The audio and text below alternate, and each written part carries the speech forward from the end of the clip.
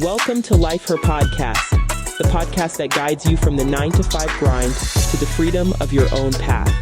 Discover how to conquer life's challenges while pursuing your passions with unwavering faith. Because being an entrepreneur is not easy. So let's get to it. Hey everyone, welcome to Life Her Podcast. We have an amazing guest with us tonight, Welby Broaddus, CEO of Broaddus Business Solutions and author of Leading Blind Without Vision. As a visual impaired entrepreneur, Welby is on a mission to educate businesses on the benefits of hiring blind and visually impaired individuals. His work is reshaping diversity and inclusion in the workspace. Let's dive into this amazing, inspiring journey, advocacy, and insight on the leadership of his business.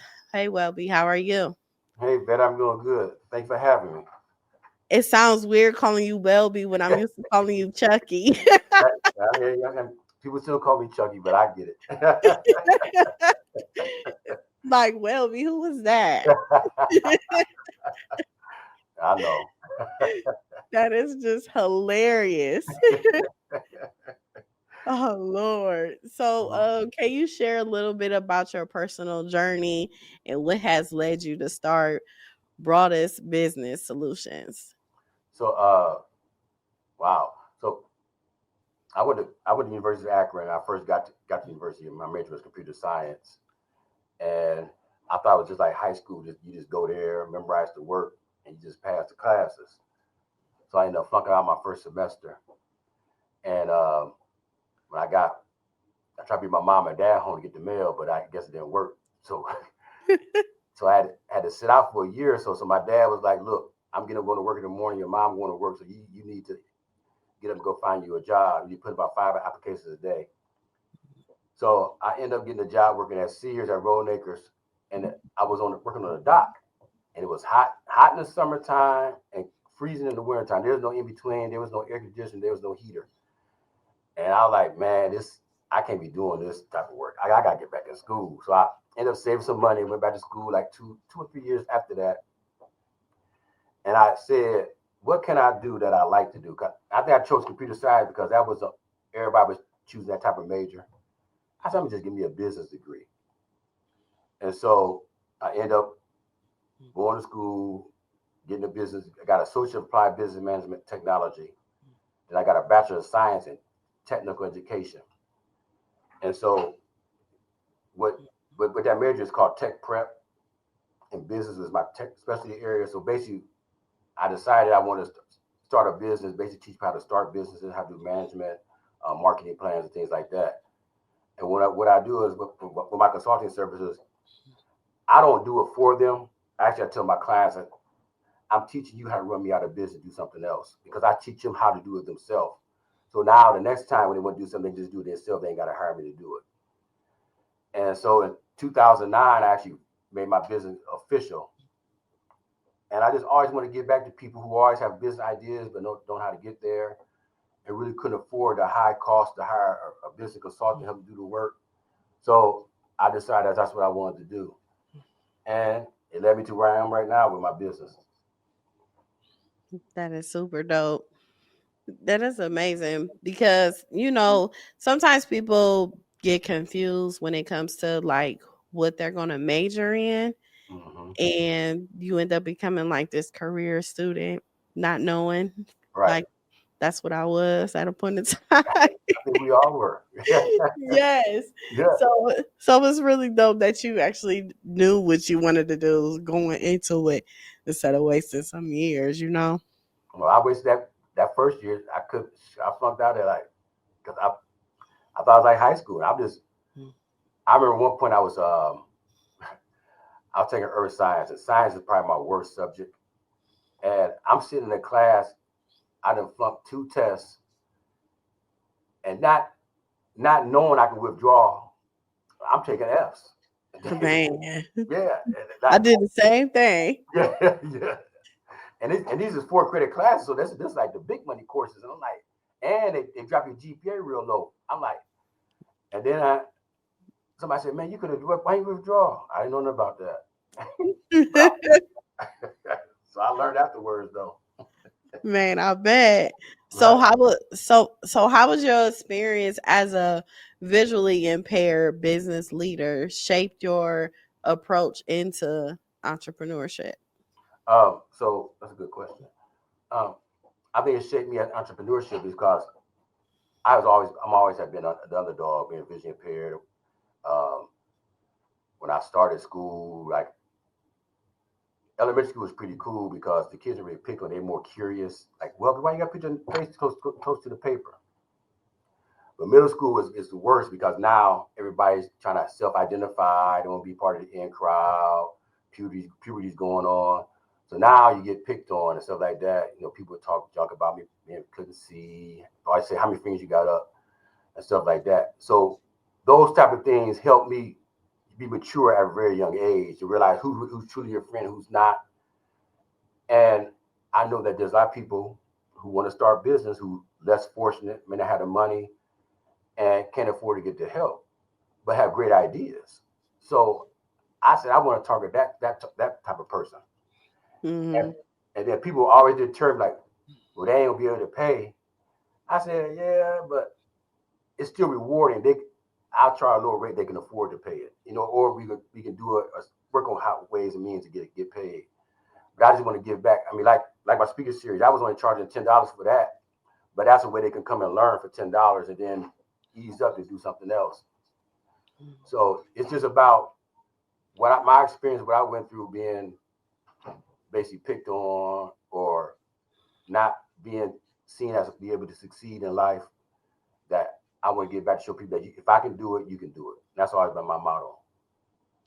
Have you connected with a lot of individuals that was visually impaired as well, and you found yourself helping them shape their careers or even boost their self-esteem?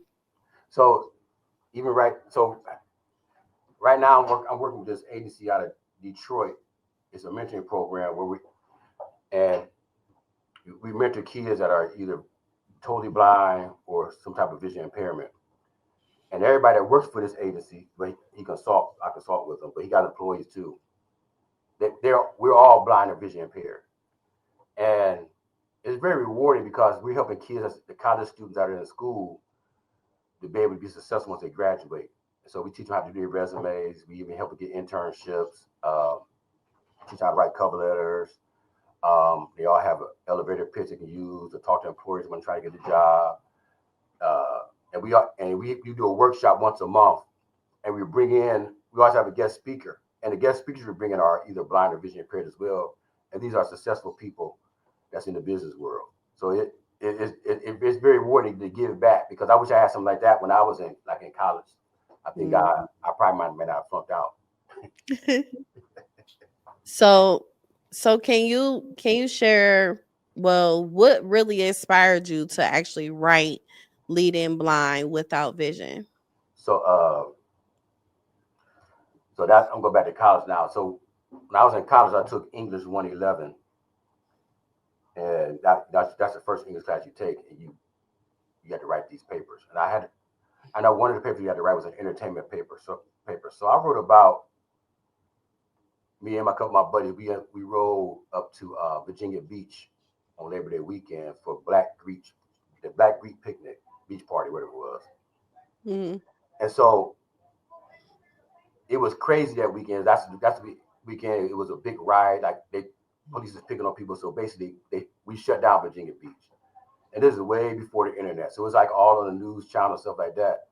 Right. And this before cell phones. And my mom was looking like, oh my God, we couldn't reach each other on the phone. So I ended up writing a paper about it for an entertainment paper. And so I remember I was in class, and one day my professor, we had turned our papers in like a week before, but he wasn't done great though. So the next class, he said, hey, Welby, can you stay after for a minute? And I'm like, okay, why he want me to stay after class for? Like, I hope you don't think I plagiarized my paper because like that's something I went to the beach, I hung out. So he says, he asked me what my major was, and like I said, that time was computer science. He said, you ever thought about being a writer?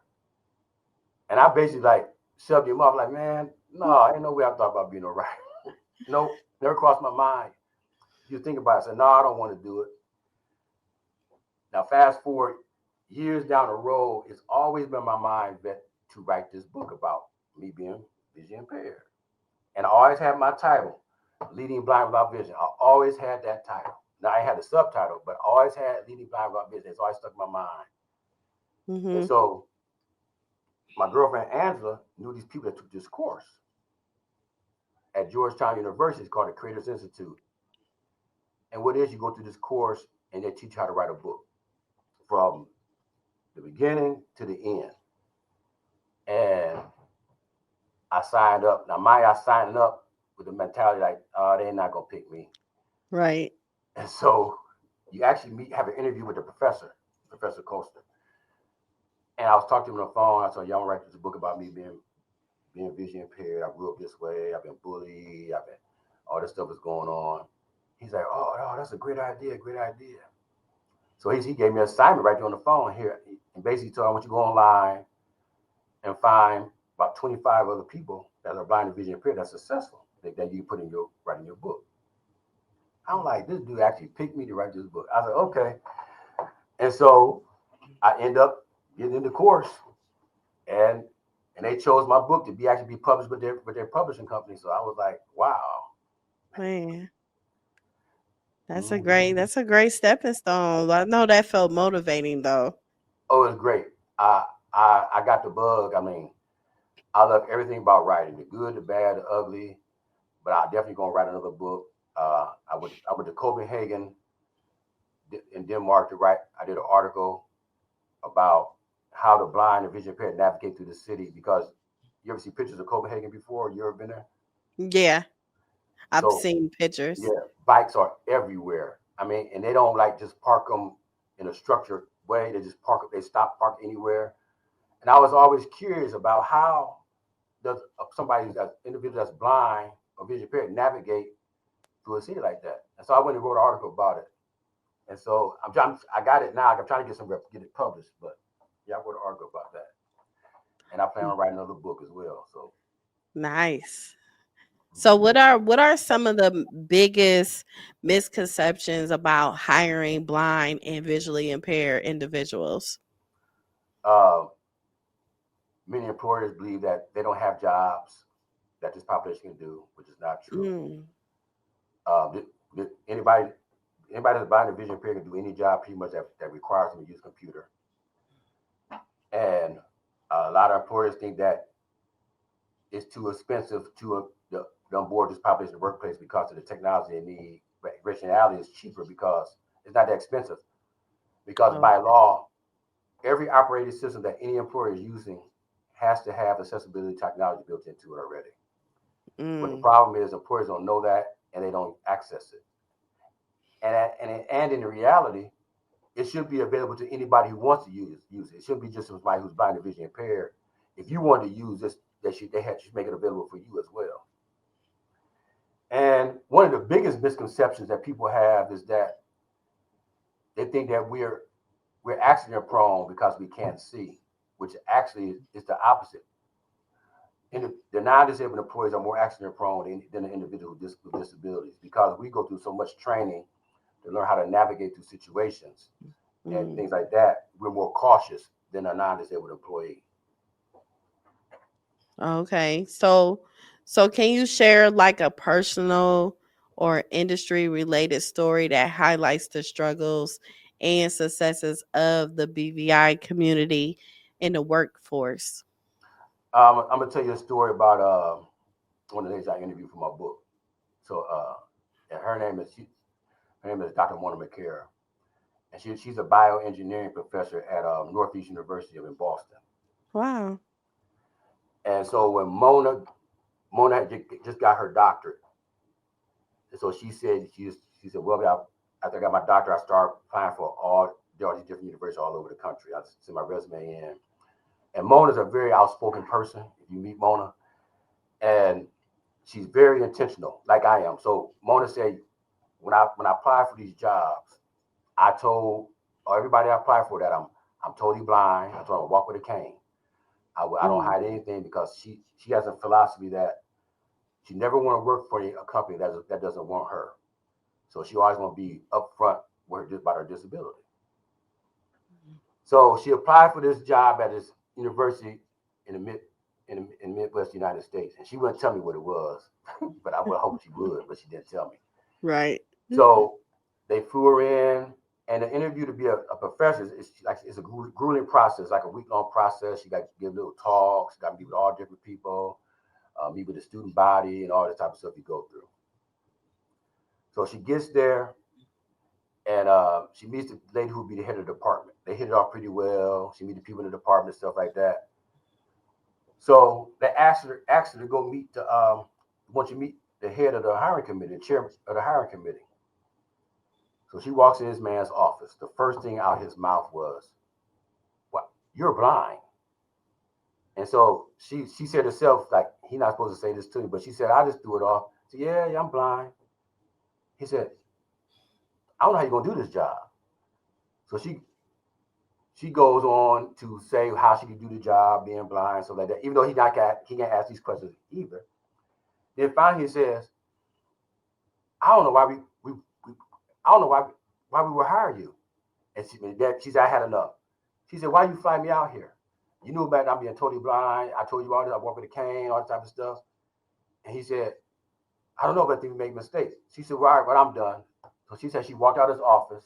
She went back to the head of the department and basically told her what happened. And she told her, I want you guys to fly me home immediately. I don't want to work here. Fly her home. She said about a couple weeks later, that the head of the department calls her back, was like, hey, I want to apologize for what happened. We fired him. He's no longer with the university. We would like you to come back out and continue the interview process. So Mona said she thought about it. She said, yeah, all right, I'll come back out.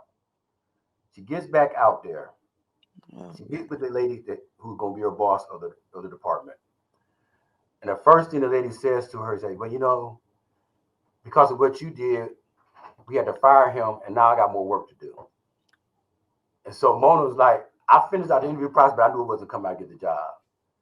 And those are the type of things like we go through as a blind and visually impaired community, and that's one reason I want to write my book about that. Yeah. That's, a lot of people, they really don't be considerate of other people. And it's like they've been using that type of language for so long. Mm-hmm. No one has never corrected them. Right. And a lot of times they will suffer in the end in their own personal life, and they're going to get humbled. Oh, yeah, no doubt. When he got humbled, he got fired. Think about it. He probably had tenure and everything, but, Yeah. Man. So, like, over the years of you, like, being blind and impaired, has that affected you, like, internally, like, on a personal level for yourself, like, from, like, childhood on up, like, even when it comes to you going to apply for a job or even dating individuals or just being out and just meeting people, like, Yeah. So when I'm gonna tell you a story. So I'm gonna tell you a couple of stories about this one. So I remember, I think about 9, I might be 8 or 9, and we were in front of my grandma's house. Me, my brother, my cousins, and a couple of people in the neighborhood. Cars ride by, you'd be like, "Oh, I'm gonna give me one of them cars." And somebody had an old school Cadillac, like with 8-inch white walls on and something like that. I said, "I'm gonna have me a Cadillac when I drive." And my grandma, my grandma Nanny, my dad's mom, she's sweet, but she's very outspoken. She never minces words. And they call me Chucky, so she's like, and she's sitting on the porch. Chucky, I don't know if you're going to be able to drive, honey. And I'm like, what? I said, Grandma, I'm driving. I don't know. And I'm like, okay. So fast forward to I got in high school. So I took the driving course in school and everything like that. And my grandpa Sylvester, my mom's dad, he took me to get my driver's license. I'm like, I got to get my temps. And I couldn't pass an eye test. I was still guessing. Like when they said that, you see the apple on the table?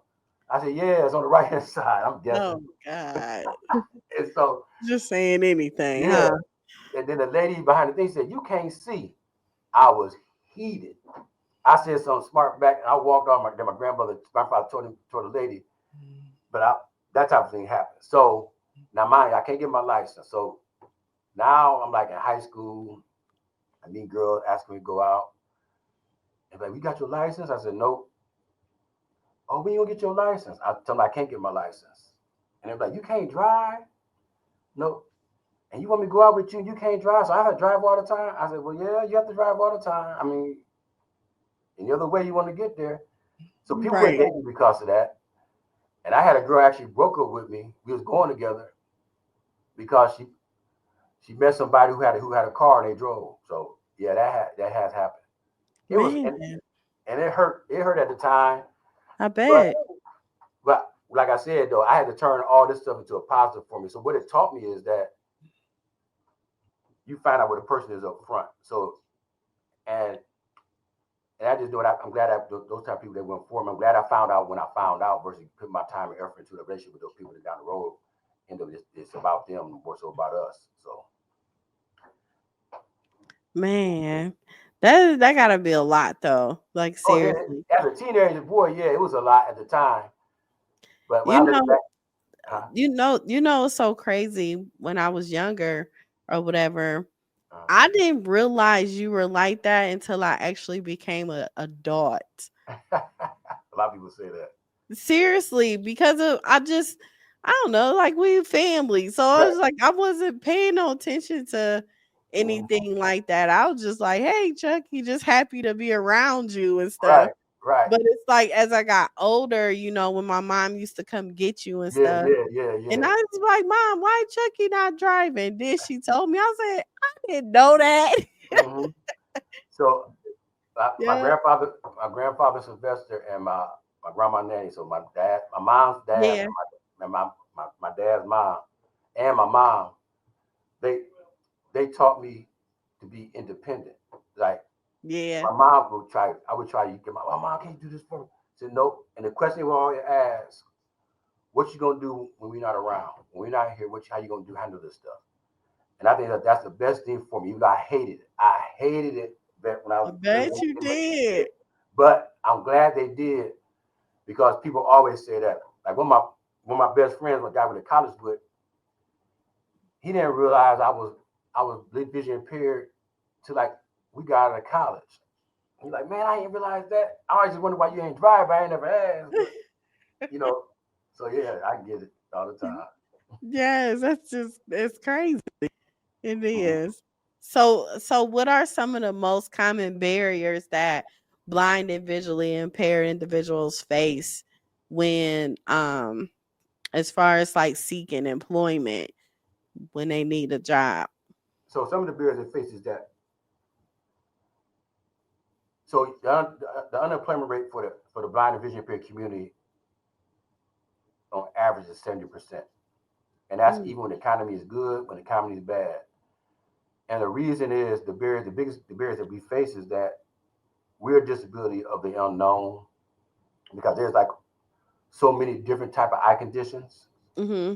So it's not cookie cutter. I'm the example. So you take two people confined to a wheelchair. They can be confined for two different disabilities, but the common barrier is the wheelchair. So the employer has to just make accommodations to get them into the building. So they may have a ramp to get them into the building, have an elevator wide enough to accommodate them in the wheelchair. And when they get to their floor, got to make sure the pathway is wide enough so the wheelchair can get to their workstation, and make sure the workstation is wide enough so they can move around and while they're doing their job. Whereas us being blind vision impaired, for me, I may need like large print. Somebody else might need to have JAWS, which basically a screen reader for them to read the screen. Somebody else might need Braille. So that's the problem that we have. Okay. Dang. And what's so crazy is, like now with the economy being like shaky when it comes to people wanting to work, do you find it a lot more easier and more convenient to a point where they're hiring people that have some sort of disability, as they will state? So it's funny. I'm glad. Good question. So I'm gonna give you an example. During COVID, when everybody had a help wanted sign outside and nobody was trying to get these jobs, everybody started doing their own thing and stuff like that. Our unemployment, the unemployment rate for the blind and vision impaired community was still 70%. Wow. Yep, they still didn't want to give it a chance. When every company was hiring, I talk about this when I give my presentation. I said, every company in the world had a help wanted sign outside door, but nobody still gave us a chance. Wow. I don't understand that.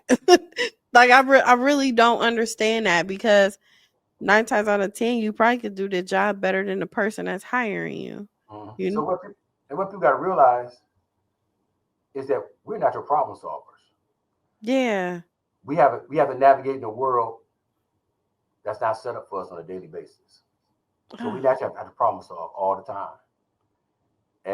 And that's what that's the quality that every employer wants to have in their employees, to be problem solvers, so they can resolve a problem on their own without being supervised to do it. You got somebody who can do that. We bring a whole different perspective because we have to do things differently than what employers thought about. And on top of that, if you hire us, you're going to get more people to support you because you're hiring this population in the workplace. Yeah. Yeah. Like it shows the compassion, like the consideration for you to give a person the opportunity just as much as you have opportunity for a person you will label as a regular person, you know? Right. And I mean, all it is your vision. Clearly, you're applying for the job. So obviously, you know how to do the job. Exactly. First of all, like and I thought it was just me, but when I talked to other people with the blind and vision impaired, they felt the same way. Any job I have, I make myself to be the best, if not the best, one of the best employees that they have. Because we know that if we lose a job, I'm not going to be able to go out and get a job tomorrow just like a non-disabled person will be able to be. It's going to be a minute before I get the job. So I make sure I know the procedure. I know exactly how the job's supposed to be done, to the point I can tell my boss, well, this is not supposed to be like this. And pretty much a lot of people with blind vision, especially with disabilities in general, do the same thing, because we know that tomorrow, if I lose this job, I may not have a job for a while. So I got to do the best. So we loyal to a fault, basic bottom line. Right. Man, so what are some steps that business owners and HR professionals can take to create more inclusive hiring process? So, and I talk about this all the time, partner with your state's vocational rehabilitation agency. And it's like in Ohio, we have ours called OOD, Opportunities for Housing with Disabilities. But within that organization, we have the Bureau of Service of the Vision Impaired. So that agency within OOD specifically work with the blind and vision impaired community. So if you partner with these organizations, these states vocational rehabilitation agencies, you're going to get qualified individuals with disabilities that can do the jobs you want. And then the state's going to help you onboard them into the workplace. And that may include buying the accessibility technology they may need to do the job. Or you also can use them as a resource to say, hey, can you come and help coach this person up to do the job? Or can you teach us how to work with this population ourselves? So it's like, and that's free. They're not going to charge you for that, because the state wants these people employed. That looks good for the state life. Mm-hmm. So basically, you guys have like benefits from hiring. Well, businesses have benefits from hiring individuals with BVI community and meeting the diversity and inclusion quotes. So, well, I don't know how it is now with the president we got, but right, employers get a tax break for hiring people with disabilities, and a lot of them may not know that, and that's why you should partner with the state's vocational rehabilitation agency to find out, because you get a tax break for hiring this population. And also, like I said, they're not going to just give you somebody to walk away. Mm-hmm. They're going to check on them and things like that, and they'll provide the tools they need to do the job, or accessibility technology might need to do the job. And if you need somebody to come on to basically help train them to do the job, they have some people to do that as well. Like they have job coaches and all that type of stuff. Okay, so what are some of the practical strategies that companies can implement to support you guys and the employees in the workplace? So one thing, just make sure whatever the application process, make sure it's accessible for individuals that are blind or vision impaired. So if it's on the internet, make sure you have a screen reader, or you have it set up that their screen reader can read the screen. Don't make the application process something they guys got to come in the building to fill one out. And if they do have to come in the building, have somebody there to be able to read the application to them or help fill it out for them. Doing the interview process. So a lot of individuals from the blind and visually impaired community don't have much work experience. Don't hold that against them. Give what they call a behavioral interview, and what that is have them give them a scenario and tell them how did they solve this scenario. And it may not be in a work related situation, but they have done that scenario what you ask them to do. And make sure you know that during the interview process, you cannot ask them about their disability. The only time you can talk about it once they get hired. And, right. And then if let's say somebody that's totally blind that walks in with a cane or a guide dog, don't make the whole conversation about that. Talk about what they can do versus what they think you can't do, because you'll be surprised. Wow.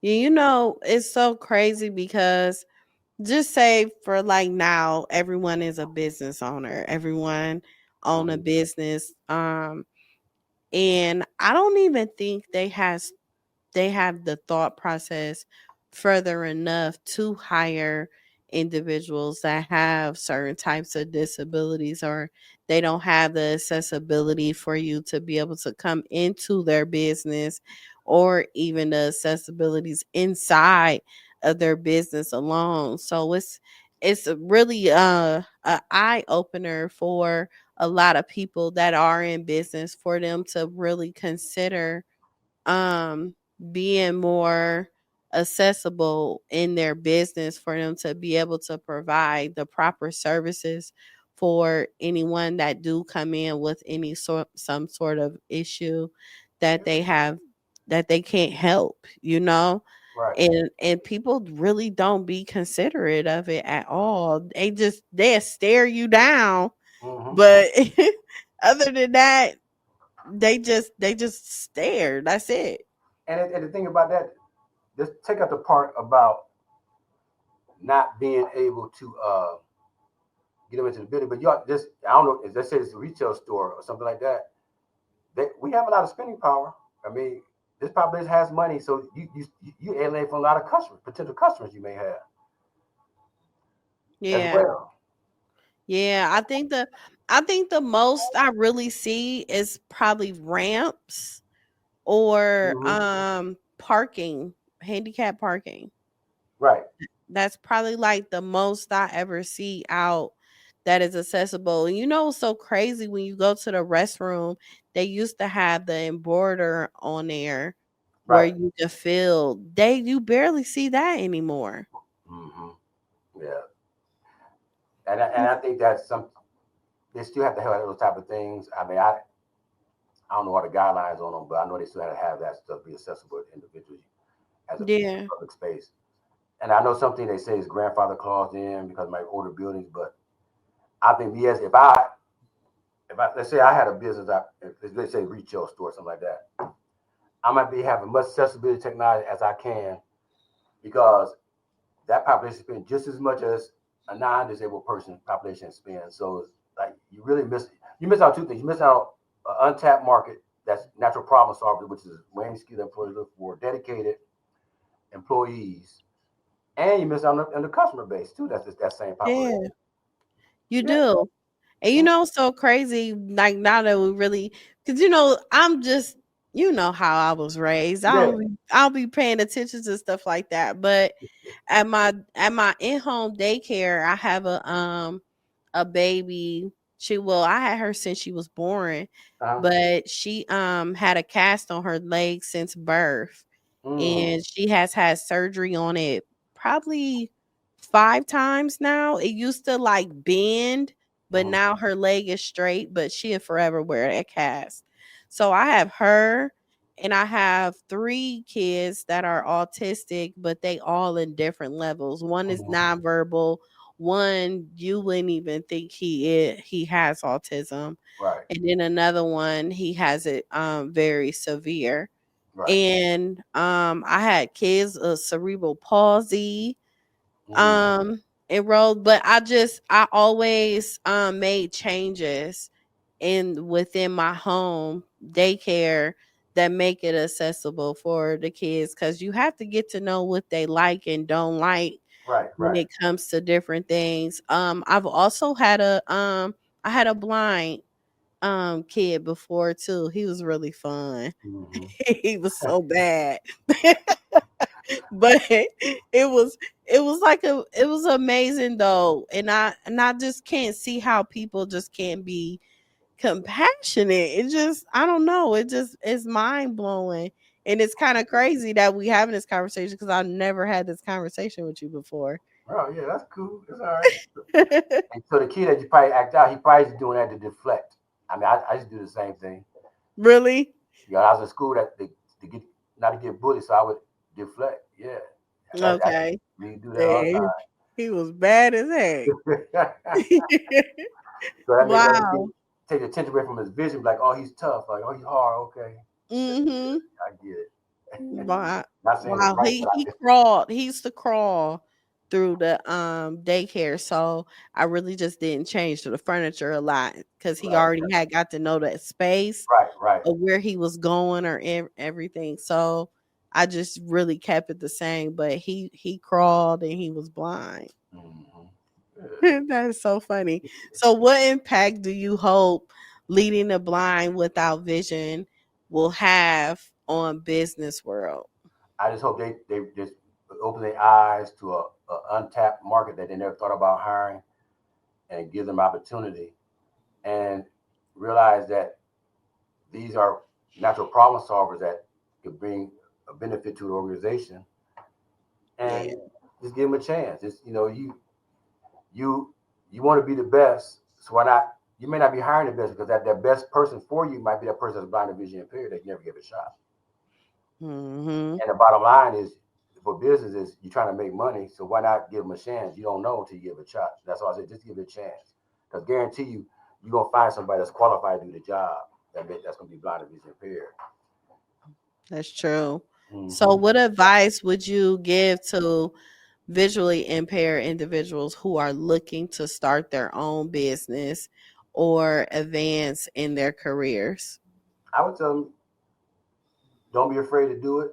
I mean, don't be a crutch to yourself.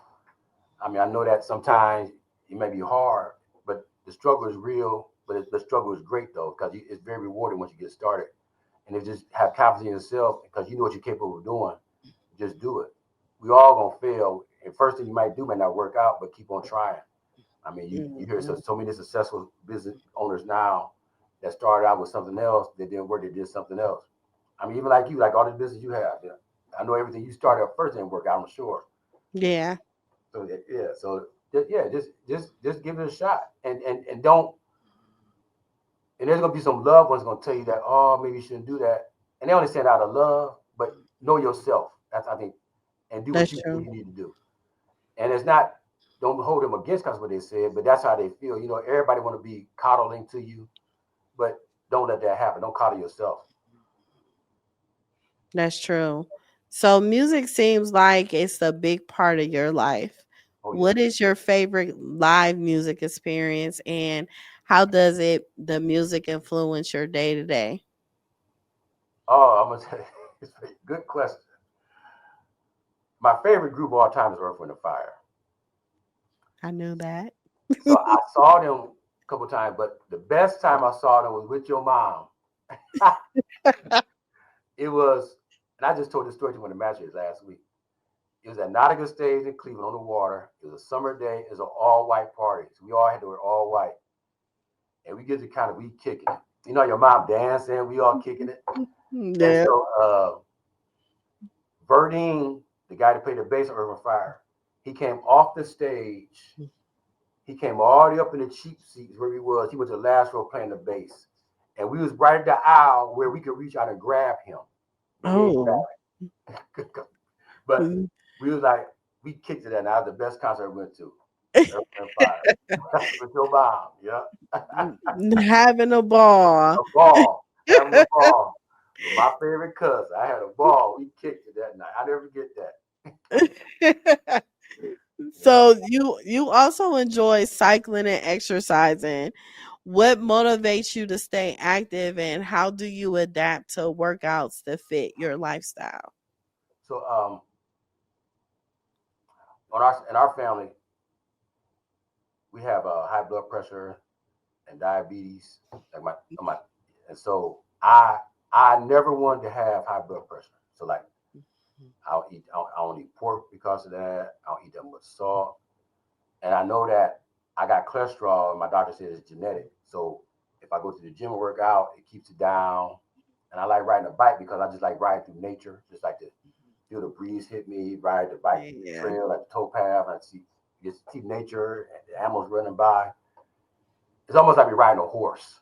I don't have a horse, so my bike is my horse. That's true. That's true. Yeah. It's true. You do have that feeling. And it's so crazy because I went to go look for those new electric bikes. Right.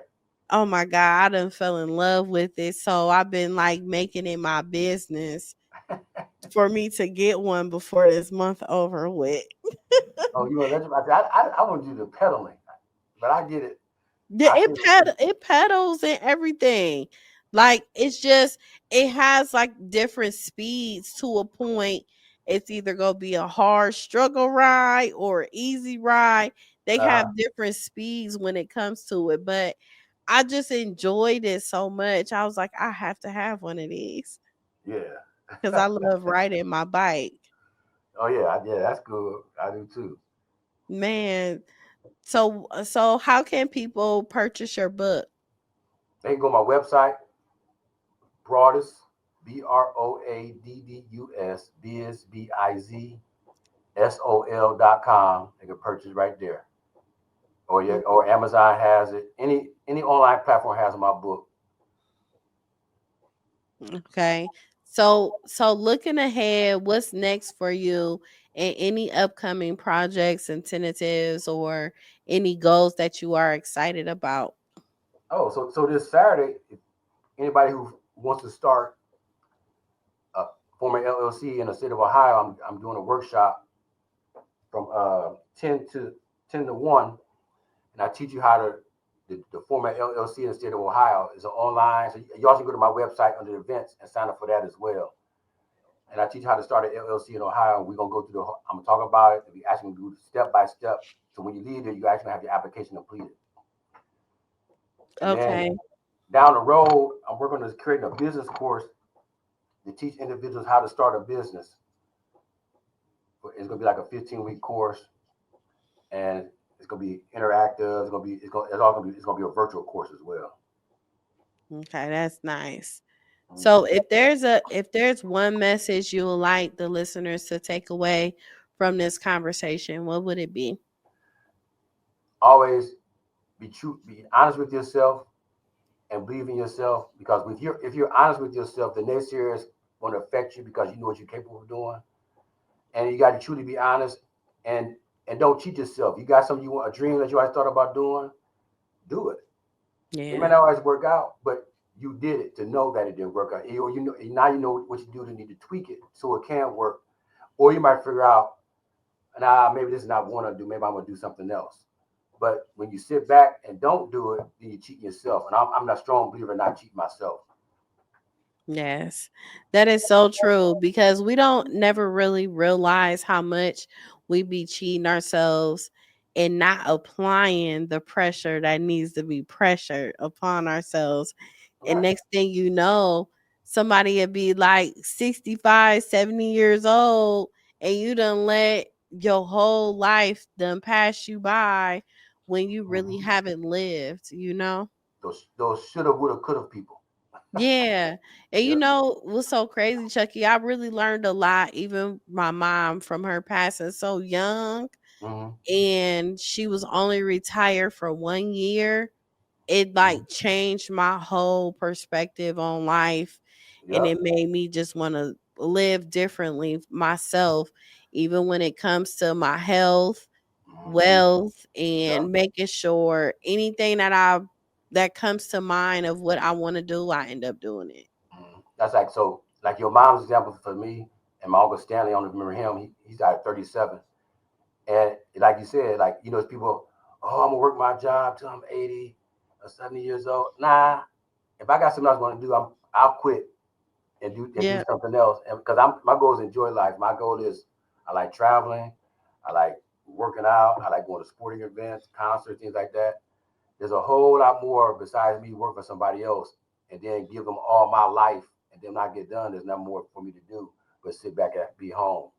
Because I'm never gonna be that person that's gonna retire, be hanging out at the McDonald's and stuff like that, drinking coffee and just talking. Yep. Talk about the shoulda, coulda, wouldas. Exactly. Yep. Or what I used to do. We're gonna talk about what we doing. What we doing, what we about to do. Right. Yep. Right. Exactly. Yes.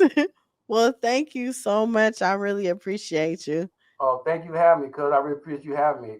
Give me this opportunity to spread the word. I appreciate it. Yes, definitely. Thank you, everyone, for tuning in to Life Heard Podcast. Make sure you subscribe on YouTube and also listen to Life Heard Podcast on all social media platforms and all major platforms that you can listen to on audio.